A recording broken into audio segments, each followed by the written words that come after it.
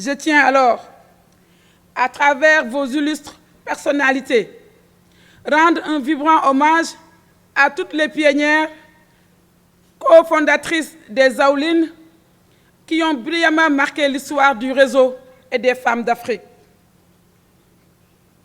J'adresse également mes remerciements et félicitations à la Commission de l'Union africaine, particulièrement au bureau de l'envoyé spécial pour les femmes, la paix et la sécurité, pour son rôle décisif dans la préparation de cette rencontre sous le leadership de notre compatriote, Madame Binta Diop, une fierté nationale et continentale.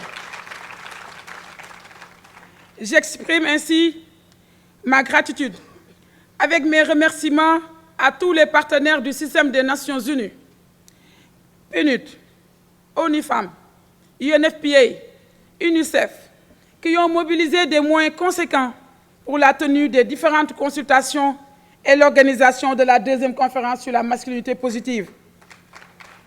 Je tiens également, de concert avec ma sœur en charge des affaires étrangères, à adresser mes vives félicitations aux membres du Comité national d'organisation et des différentes commissions qui ont abattu un travail préparatoire titanesque dans des délais records. Excellences, Mesdames, Messieurs, distingués invités, le thème de cette consultation, c'est l'accélération des actions et la promotion de la masculinité positive pour mettre fin à la violence contre les femmes et les filles. Il nous rappelle ce thème de prime abord, la persistance de la violence contre les femmes et les filles en Afrique avec des conséquences néfastes, malgré les efforts déployés par les acteurs sous l'égide de nos États respectifs. Le thème nous interpelle aussi, et surtout, sur l'urgence d'accélérer les actions avec comme valeur ajoutée la promotion de la masculinité positive. Et il est tout heureux de constater que ce concept novateur de la masculinité positive, qui promeut l'implication des hommes dans la lutte contre la violence, contre les femmes et les filles, ait déjà trouvé un écho favorable auprès des chefs d'État et de gouvernement de l'Union africaine, qui ont déjà adopté la déclaration issue de la première conférence de Kinshasa.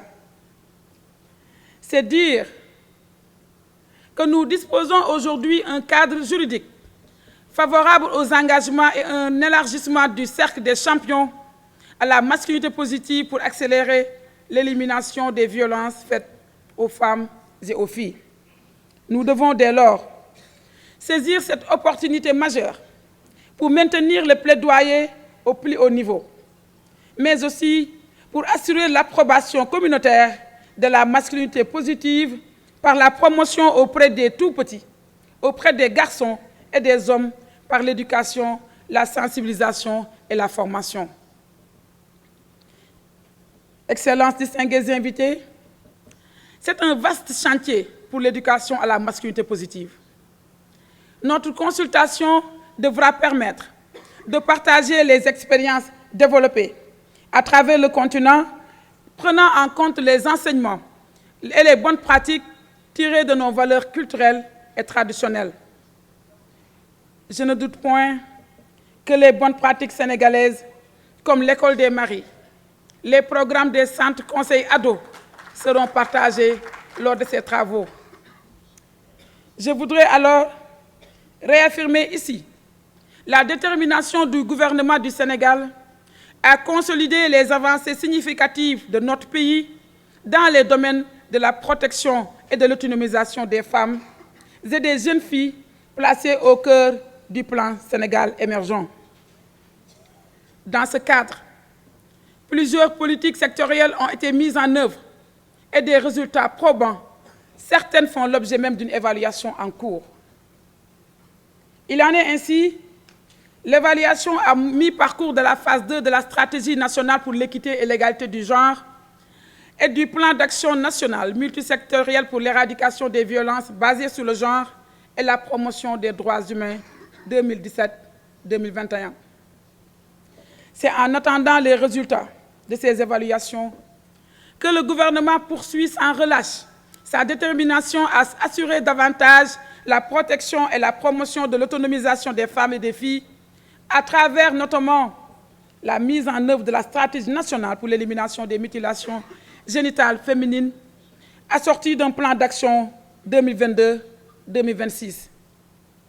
Et aussi à travers la vulgarisation de la loi 2020-05 du 10 janvier 2020 portant criminalisation du viol et de la pédophilie suite à la traduction des 14 langues nationales.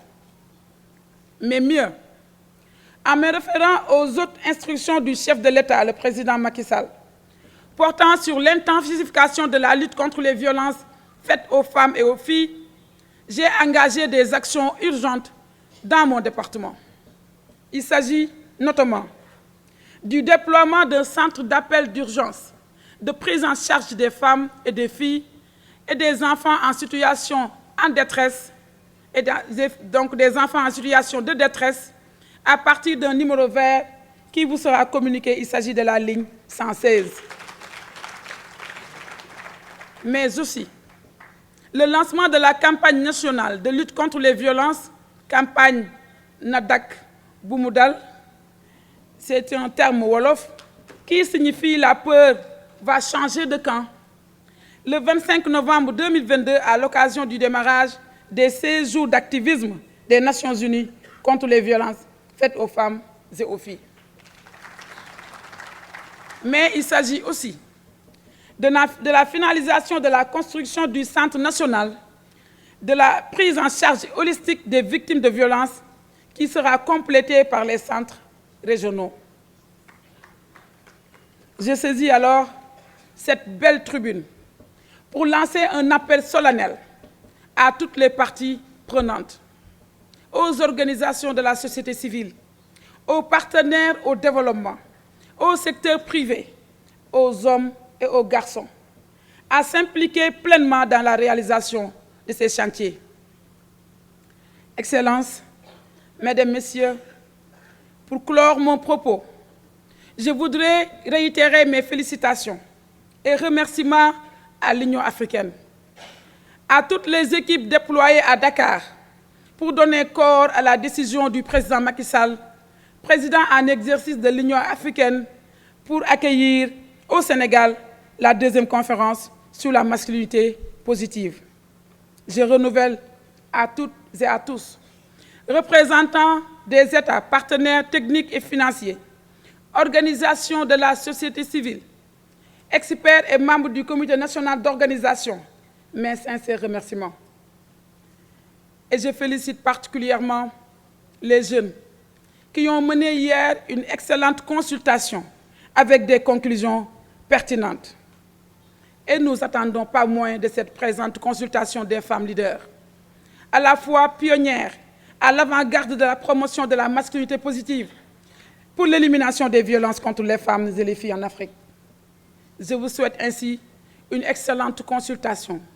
Je réaffirme mon engagement avec tous mes collègues du gouvernement et mes sœurs sénégalaises à faire bloc avec vous pour porter les recommandations à l'endroit des chefs d'État et du gouvernement. Je vous remercie de votre attention. Mesdames et Messieurs les ministres, honorables invités, distinguées personnalités en vos rangs et qualités, tout protocole respecté, Mesdames et Messieurs, permettez-moi, à l'entame de mes propos, d'adresser ma profonde gratitude au gouvernement de la République du Sénégal pour avoir accepté et favorisé la tenue de cette importante consultation des femmes dirigeantes africaines dans la belle et accueillante ville de Dakar.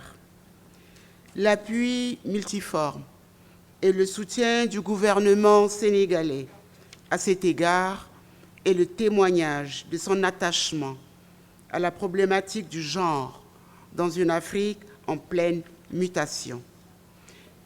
Permettez-moi d'exprimer tout particulièrement mes remerciements renouvelés à mon frère Son Excellence M. Macky Sall, président de la République du Sénégal, chef de l'État, président en exercice de l'Union africaine, ainsi qu'au peuple sénégalais pour l'accueil particulièrement chaleureux et fraternel qui a été réservé à l'ensemble des délégations et invités.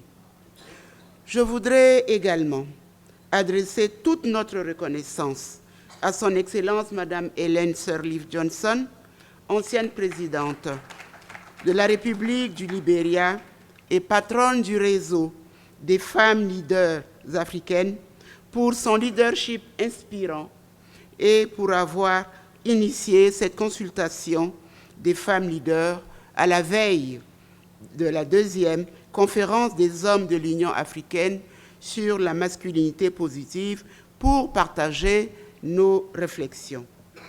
Je salue toutes les femmes leaders dans cette salle qui se battent au quotidien pour donner encore plus de valeur à la femme africaine. Je salue les distingués partenaires œuvrant aux côtés des femmes à l'élimination de la violence à l'égard des femmes et des filles. Le premier anniversaire de la déclaration historique de Kinshasa, élaborée conformément aux ambitions de l'agenda 2063 de l'Union africaine et de l'agenda 2030 des Nations unies sur les ODD, est une belle opportunité d'engager une discussion sur ce qui doit ou peut encore être fait pour traduire les bonnes intentions des chefs d'État en mesures concrètes et les bonnes paroles en actions significatives. En effet, nous ne pouvons réussir le pari de la lutte contre les violences faites aux femmes sans l'implication et l'engagement des hommes à nos côtés. C'est pourquoi je rends un hommage mérité aux hommes qui, aux côtés des femmes, soutiennent avec combativité et abnégation leurs efforts pour faire de l'autonomisation de la femme une réalité. À cet égard, nous voulons saluer et féliciter les chefs d'État et de gouvernement des États membres de l'Union africaine, champions de la cause féminine qui, sous le leadership de son Excellence M. Macky Sall, président de la République du Sénégal et président en exercice de l'Union africaine, soutiennent la promotion de la masculinité positive sur le continent. Pour revenir à ce qui nous réunit ici, rappelons que le continent africain dispose aujourd'hui, au-delà de l'arsenal juridique international, de forts instruments politico-juridiques pour les droits des femmes et des filles, partant pour l'élimination de toutes les formes de violence à leur égard. Or, force est de constater qu'à l'échelle mondiale, de graves violences massives se produisent encore. Par exemple, il est démontré qu'une femme sur 3 subit une forme de violence dans sa vie, soit plus d'1 milliard dans le monde. Le drame est que plus de 50% de ces cas de violence contre les femmes et les filles se déroulent sur notre continent. Ces violences trouvent leur origine dans les inégalités auxquelles les femmes et les filles font face toute leur vie, de l'enfance à la vieillesse. Ces violences minent la vie des femmes et des filles et les maintiennent dans la pauvreté. Elles restreignent le choix des femmes en limitant les possibilités d'accéder à l'éducation, de gagner leur vie et de participer à la vie politique et publique. Toutefois, s'il est vrai que la violence sexiste touche n'importe qui et n'importe où, les crises humanitaires dans les situations de conflit exacerbent davantage la vulnérabilité des femmes face à la violence. Or, l'absence de paix et de sécurité provoque beaucoup d'inégalités sur le continent. Et celles qui en souffrent le plus sont les femmes qui deviennent de ce fait des personnes vulnérables. Des millions de femmes et de filles africaines pâtissent de ces conflits, souvent parce qu'elles sont la cible de violences délibérément exercées contre elles. Mesdames et messieurs, distinguées personnalités, les violences contre les femmes et les filles sont donc légion sur notre continent. Des organisations de la société civile, des jeunes et des femmes et beaucoup d'autres partenaires travaillent déjà ardemment à les documenter. La déclaration de Kinshasa et son appel à l'action, ainsi que la décision de l'Union africaine, ont ouvert la voie à une implication significative des hommes au plus haut niveau dans la lutte contre les violences faites aux femmes et aux filles. Cet engagement masculin doit certes rendre des comptes aux femmes, mais les femmes elles-mêmes doivent être vigilantes, rester saisies de la question et s'assurer que les dirigeants masculins qui s'engagent à mettre fin à la violence contre les femmes et les filles et à l'inégalité entre les sexes restent responsables devant les femmes et les filles en Afrique. Il appartient également aux femmes de réfléchir à la façon dont elles peuvent contribuer à la mise en œuvre de la déclaration de Kinshasa et amplifier ainsi les engagements et les actions des hommes. Il nous faut, en effet, suivre les progrès de la mise en œuvre des engagements pris par les chefs d'État et proposer des points d'action que les chefs d'État et de gouvernement et les autres dirigeants masculins devraient s'engager à mettre en œuvre à l'avenir. Il nous faudrait aussi proposer des recommandations et des stratégies concrètes à cet égard. Et pour ma part, je propose, premièrement, l'adoption de lois adéquates et protectrices sanctionnant durement les auteurs des violences contre les femmes et les filles. Cela permettra de stopper l'impunité grandissante dans beaucoup de pays africains et d'enlever le bâillon posé aux victimes du fait de l'absence de punition, de la crainte des représailles ou des stigmatisations. Deuxièmement, l'amélioration du système judiciaire dans beaucoup de nos pays pour faciliter aux victimes l'accès à la justice, diminuer les coûts des procédures et la lenteur irrelative. Troisièmement, la création de fonds pour l'autonomisation des femmes à côté de ceux qui existent déjà pour lutter contre la pauvreté, gage d'inégalité et vecteur de violence. Mais surtout, l'implication des femmes dans la résolution de nombreux conflits sur le continent, comme le prescrit la résolution 1325-2000 du Conseil de sécurité des Nations Unies.